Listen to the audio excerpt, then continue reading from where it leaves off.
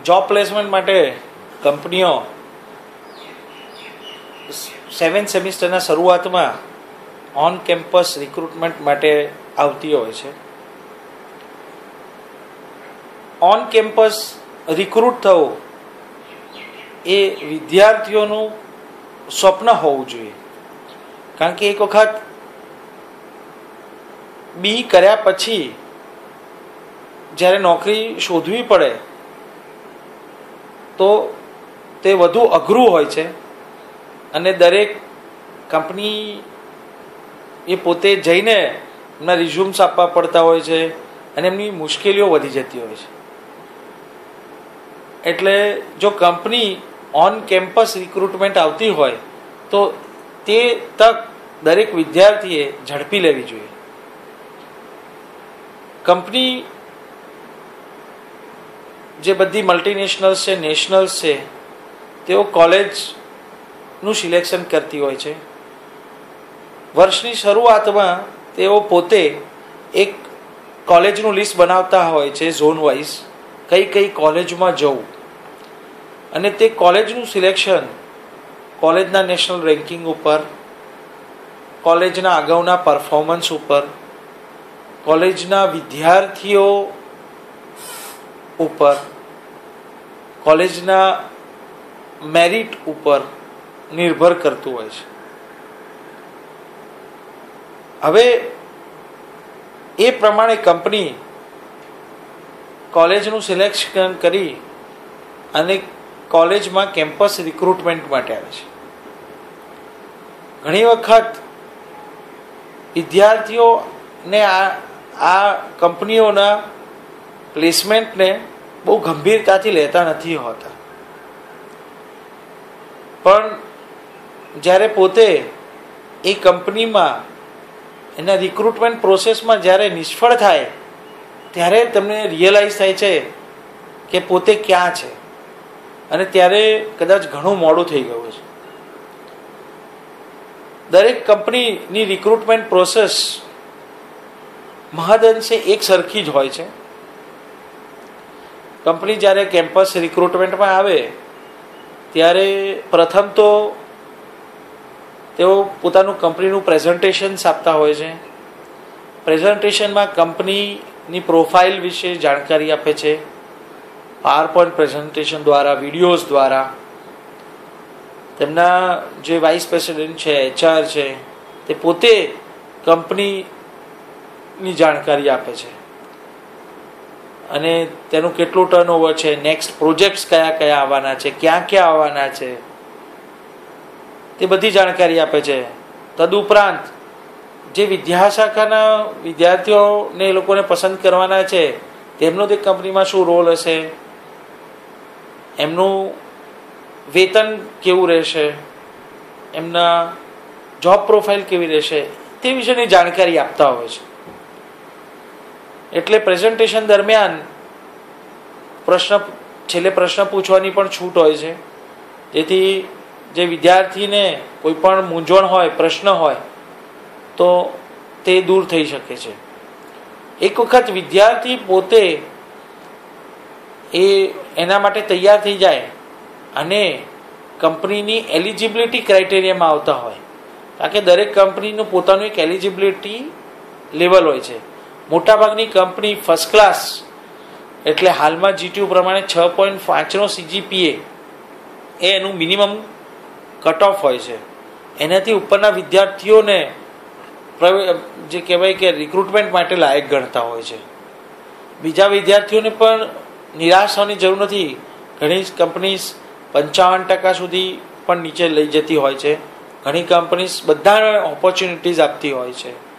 છતાં પણ એક મોટા ભાગની મલ્ટીનેશનલ કંપનીઝ કે જેઓ પૂરા આખા ઇન્ડિયામાંથી રિક્રુટ કરતા હોય તેઓએ તેમનું એક માપદંડ જાળવી રાખવા માટે ફર્સ્ટ ક્લાસ અથવા તો 66%ને એક બેર મિનિમમ લેવલ તરીકે નક્કી કર્યું હોય છે, અને તેની અંદર જે ક્વોલિફાય થતા વિદ્યાર્થીઓને તે લોકો કેમ્પસ રિક્રુટમેન્ટમાં બેસવા દે છે.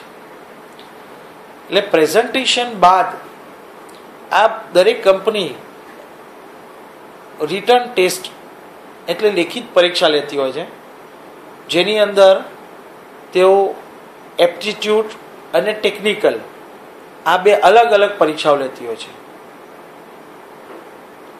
ઘણી કંપની ખાલી ટેકનિકલ ટેસ્ટ લેતી હોય છે, ઘણી કંપની ખાલી એપ્ટિટ્યૂડ ટેસ્ટ લેતી હોય છે.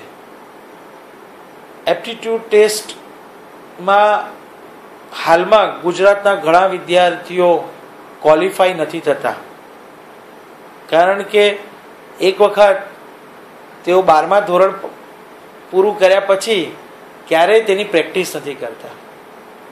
અને કંપનીઓનું એવું માર્કિંગ છે કે એપ્ટિટ્યૂડમાં જે વિદ્યાર્થી ઘણો સારો હોય એનો જે કહેવાય કે પરફોર્મન્સ કંપનીમાં જેને બહુ સારું રહેતું હોય છે. ટેકનિકલ નોલેજ તો જે તે વિદ્યા શાખાનું જરૂરી જ છે. આ બંને લેખિત પરીક્ષામાં વિદ્યાર્થી ઉત્તીર્ણ થાય ત્યારબાદ ગ્રુપ ડિસ્કશન રાખવામાં આવતું હોય છે.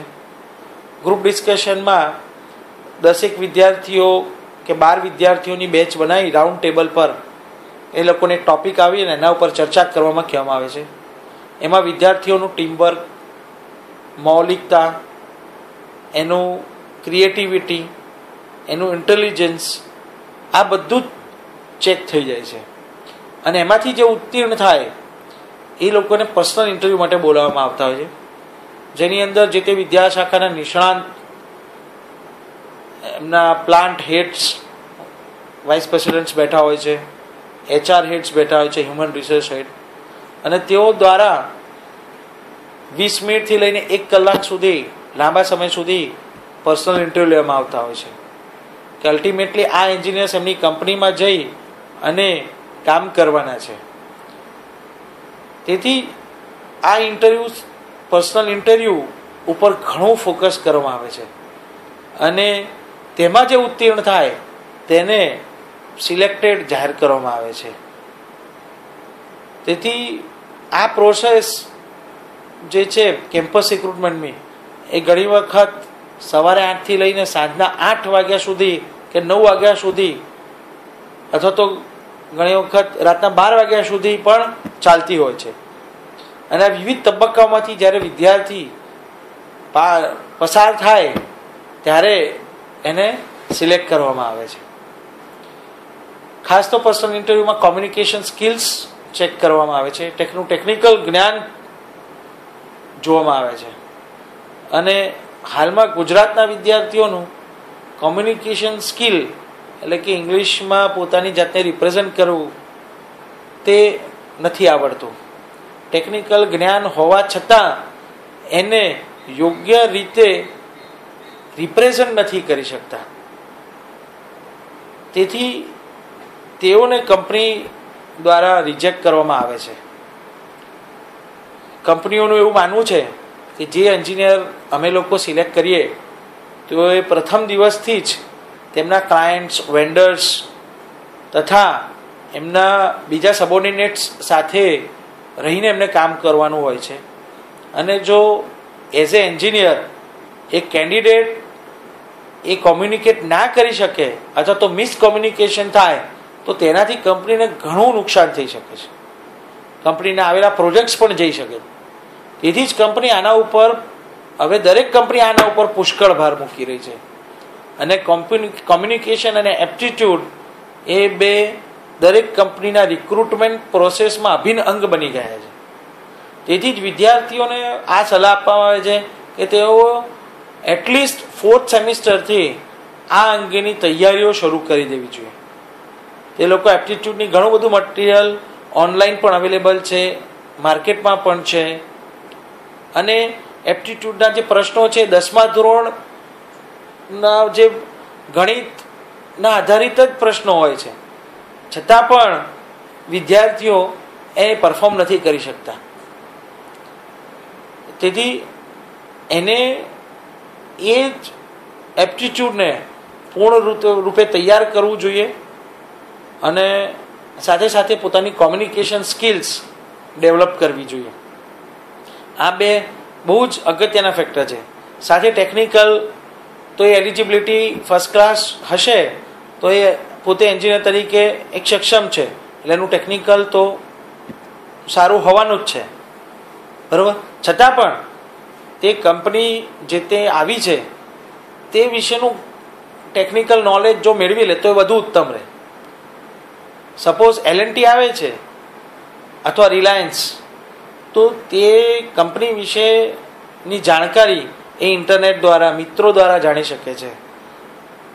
L&Tની પોતાની વેબસાઇટ છે, રિલાયન્સની પોતાની વેબસાઇટ હોય, એના ઉપરથી એ શું પ્રોસેસ છે, એ પ્રોસેસમાં શું શું એન્જિનિયરિંગ વપરાય છે, બરાબર, કયા કયા એન્જિનિયરિંગ જ્ઞાનનો ઉપયોગ કરવામાં આવે છે, એ માહિતી જો એકત્ર કરી અને એના ઉપર તૈયારી કરી અને જે તે કંપનીનું ઇન્ટરવ્યૂ ફેસ કરે તો એના માટે આખી આ પ્રોસેસ બહુ જ સરળ થઈ જાય, આખી પ્રક્રિયા એના માટે સરળ થઈ જાય. પણ વિદ્યાર્થીઓ મોટા ભાગે આવું કરતા નથી હોતા. તેથી જ દરેક વિદ્યાર્થીને સલાહ છે કે એમનું પોતે એપ્ટિટ્યૂડ અને કોમ્યુનિકેશન 4થા સેમિસ્ટરથી તૈયારી શરૂ કરી દે અને કંપની આવવાની હોય તે પહેલાં કંપની વિશેની જાણકારી મેળવી લે, બરાબર, અને કોન્ફિડન્સ સાથે ઇન્ટરવ્યૂ આપે. અને દરેક કંપનીને એમના અનુરૂપ એમ્પ્લોયી મળી જ જતા હોય છે. કોઈ કંપનીમાં ના સિલેક્ટ થયા તો નાસીપાસ થવાની જરૂર નથી હોતી, કારણ કે બહુ વધારે ઇન્ટેલેક્ચ્યુઅલ વિદ્યાર્થીને પણ ઘણી વખત સિલેક્શનમાં તકલીફ પડતી હોય છે. એટલે અને જોબ એ એક છેલ્લું પગથિયું નથી, તે સિવાય ઘણા બધા પગથિયા છે. એ સાથેની ઘણી કોમ્પિટિટિવ એક્ઝામ્સ છે, એન્ટરપ્રિનરશિપ છે, પોતાનો બિઝનેસ સ્થાપી શકે છે, રાઈટ, આગળ ફર્ધર સ્ટડીઝ કરી શકે છે. પણ સારામાં સારી કંપનીમાં જોબ લેવી હોય તો જો કેમ્પસ દ્વારા એ સૌથી સરળ છે.